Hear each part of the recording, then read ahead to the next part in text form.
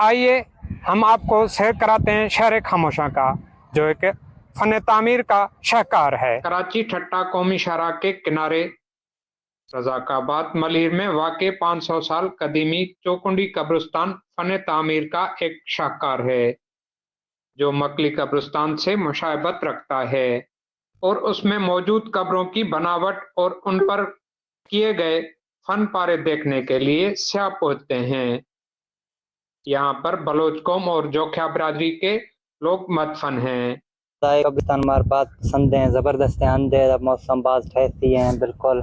मैं डाडा बा कुले दा कारे नाम है दफनाए रहते हैं। कब्रिस्तान बात पुराना है, कब्रिस्तान है 4-5 सदी नहीं बीगनी कब्रिस्तान कब्रिस्तान है। मर्द या औरत की कब्रों की पहचान के लिए मर्द की कब्र पर पग, जबकि खातून की कब्र पर जेवरात के निशान दिए हुए हैं। ये काफ़ी पुराना कब्रिस्तान है, तकरीबन इसको 5 से 6 सदी हो चुके हैं और ये बहुत बेहतरीन जगह है। यहाँ लोग आते हैं, शाम में एंजॉय करते हैं।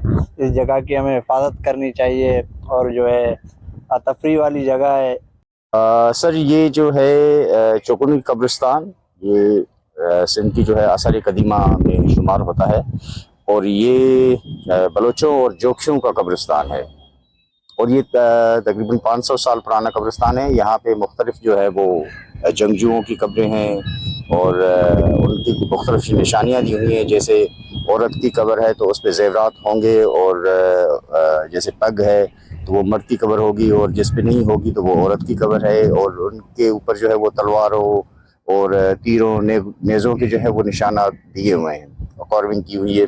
और इसके अलावा जो है वो मुख्तलिफ पैटर्न यहाँ पे यूज़ किए हुए हैं। तो ये जो है वो चौकुंडी कब्रिस्तान एक बहुत ज़बरदस्त आर्कियोलॉजिकल साइट है हमारी। हुकूमत वक्त की जिम्मेदारी है कि इस वर्षे को महफूज रखने के लिए कदम उठाए, ताकि हमारे आने वाले नस्लों को भी अपने बड़ों की खूबसूरत यादगार देखने को मिले।